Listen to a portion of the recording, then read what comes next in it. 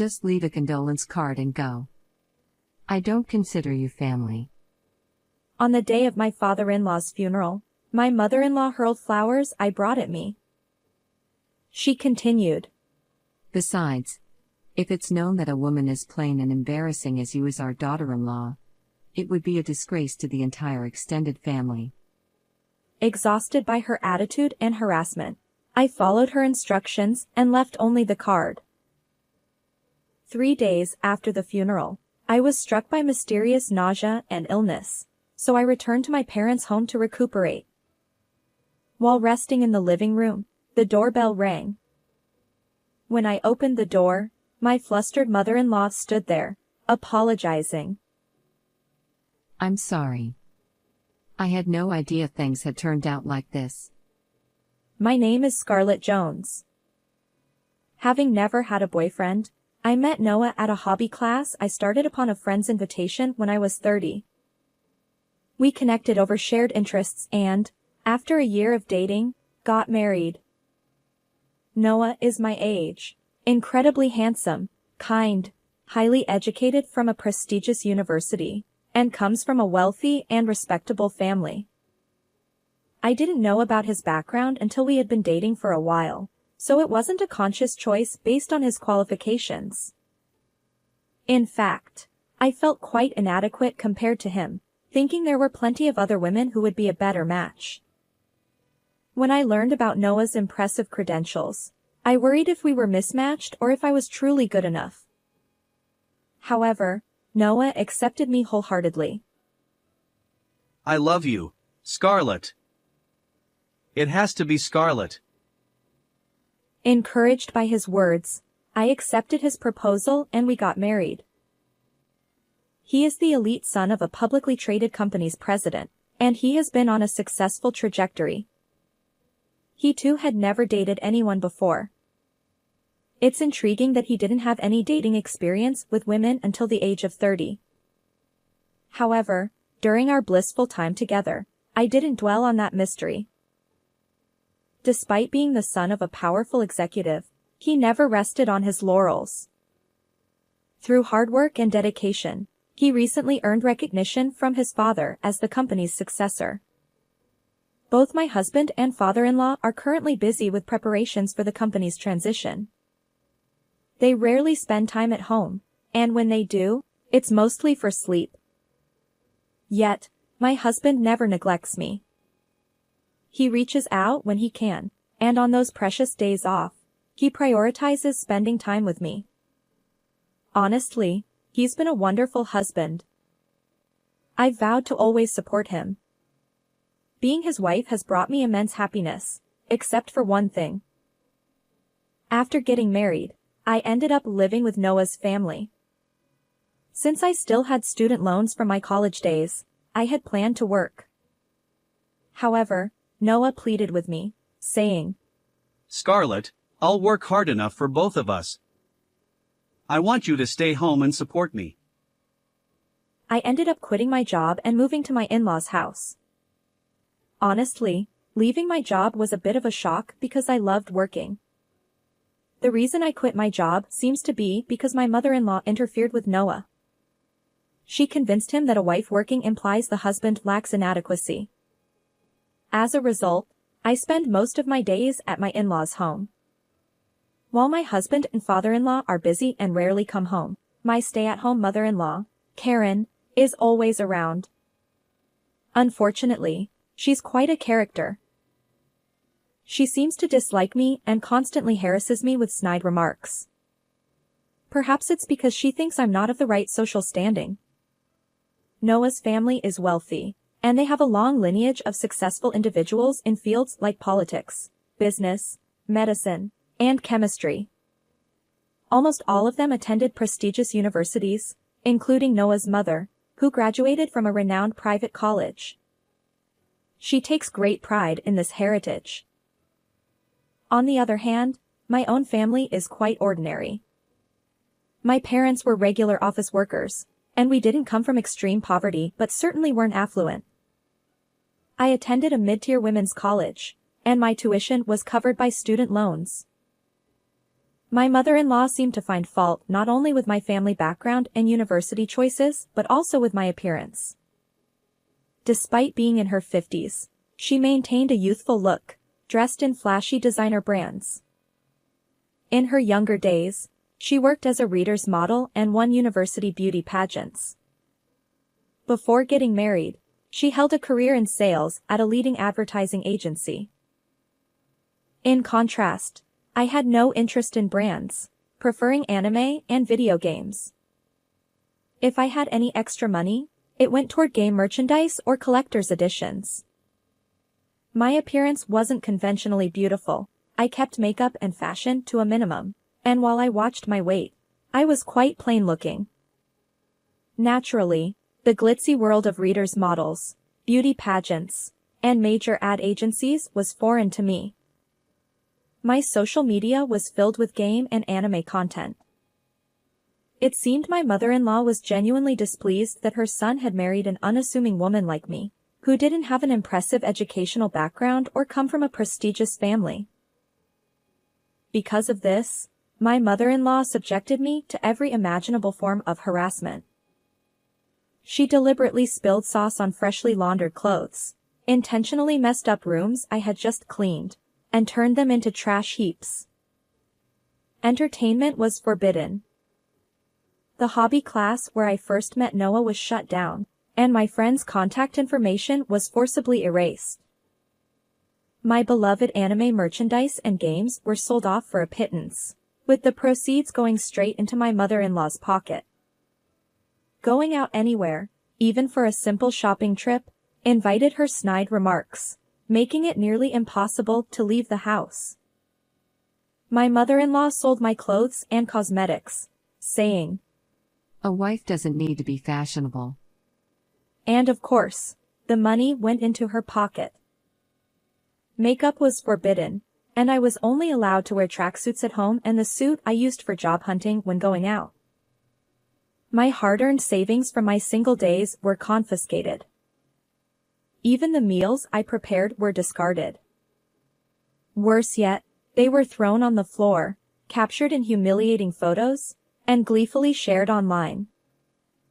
The only food I was allowed to eat was leftovers. My mother-in-law would mockingly say, "This meal is perfect for a pitiful pauper," while laughing with her friends. Birds of a feather flocked together, and her friends were equally glamorous, wealthy, and disdainful individuals. My mother-in-law would proudly declare, "Look at my pitiful daughter-in-law. How has she lived looking like this?" Her friends would chime in, "If I were her, I'd be too embarrassed to live." I had no choice but to endure this humiliation. After enduring such a life for about a year, my father-in-law passed away. He had been battling terminal cancer, defying the prognosis and living longer than expected. I found myself responsible for preparing his funeral. Noah, caught up in the company's transition, couldn't focus on funeral arrangements. "I have no idea about any of this. Scarlett, can you handle it?" She dumped everything on me, while she lounged around doing nothing. Exhausted and sleep-deprived, I somehow managed to complete the preparations and reach the day of the funeral. However, as I tried to participate in the funeral, my mother-in-law stepped in front of me and made an outrageous demand. "Scarlett, just leave a condolence card and go." I couldn't hide my surprise. She continued, "I don't consider you family. Besides, if it's known that a woman as plain and embarrassing as you is Noah's wife, it would be a disgrace to the entire extended family." From my perspective, her hysterical outburst was far more embarrassing than anything she accused me of. But arguing back would only escalate things, so I simply replied, "Understood," and left the funeral venue, placing only the card. 3 days after the funeral, I was struck by mysterious nausea and illness, prompting me to return to my parents' home for recovery. Staying at my in-laws' house would have been impossible due to my mother-in-law's constant harassment. My parents were both at work, and as I rested alone in the living room, the doorbell rang. Checking the camera feed, I saw my mother-in-law repeatedly ringing the doorbell. Initially, I ignored it, but her persistent ringing and disruptive behavior outside the front door forced me to reluctantly open it. Perhaps she had come to retrieve me, her stress outlet and housekeeper. Contrary to my expectations, my mother-in-law immediately apologized. Frustrated, I couldn't help but ask, "What's with this sudden change?"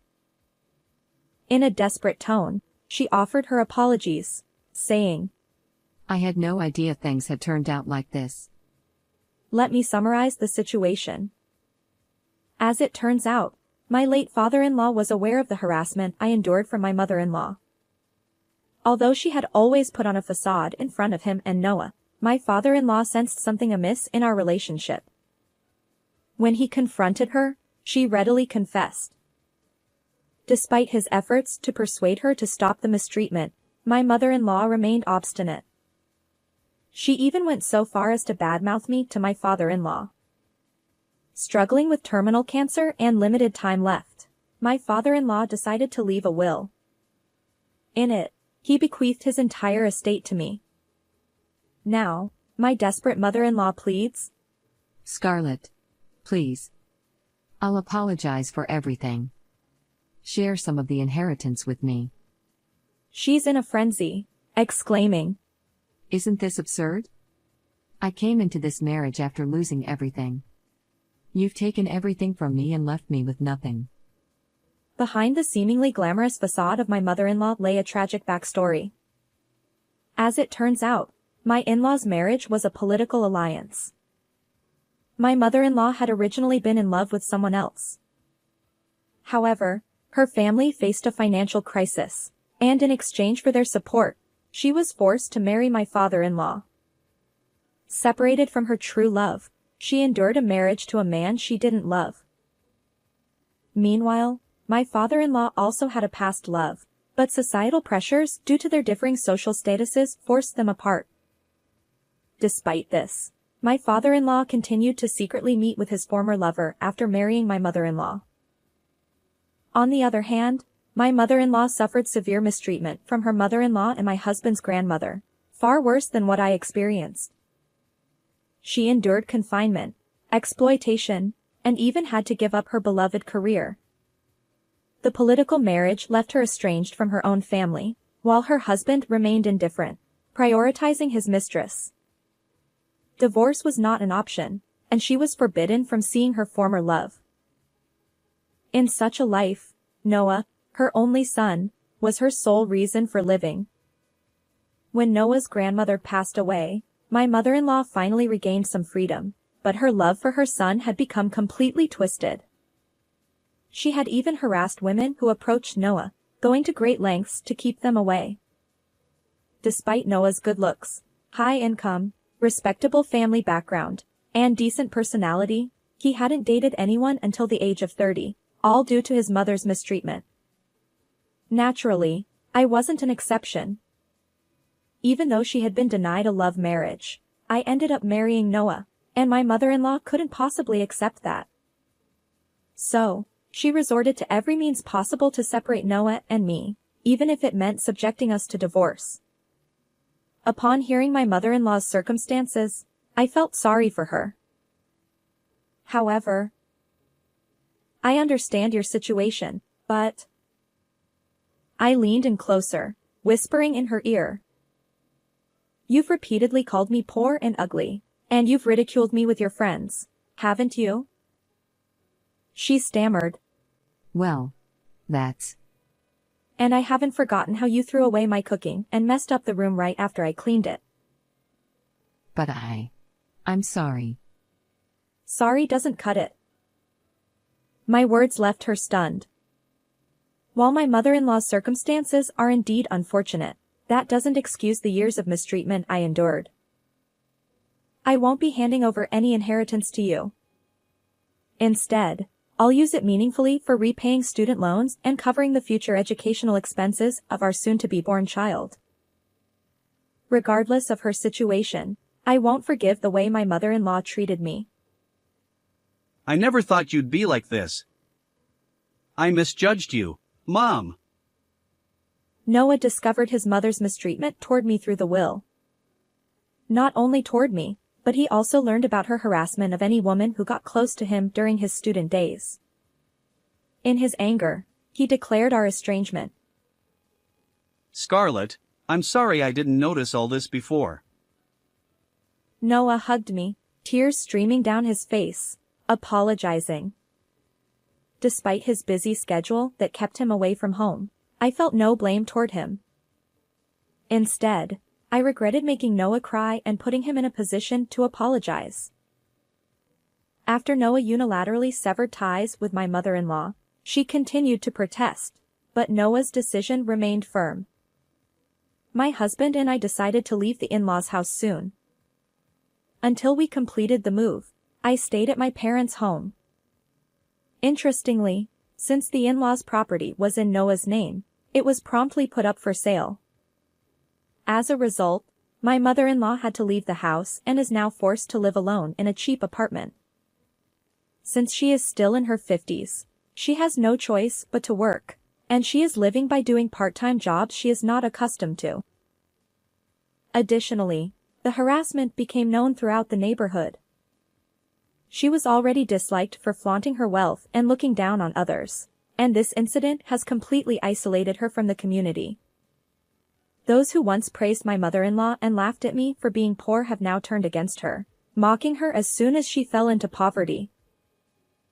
By the way, I heard that my mother-in-law went to see her former fiancé after 30 years, but he had long forgotten about her, was married, and had a family. She caused a scene at his doorstep, and the police were called. Her once prized beauty, which she was so proud of, has drastically changed due to stress.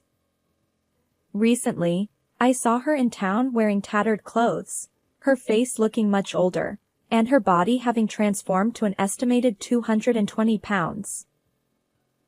On the other hand, Noah successfully took over the company and became its president.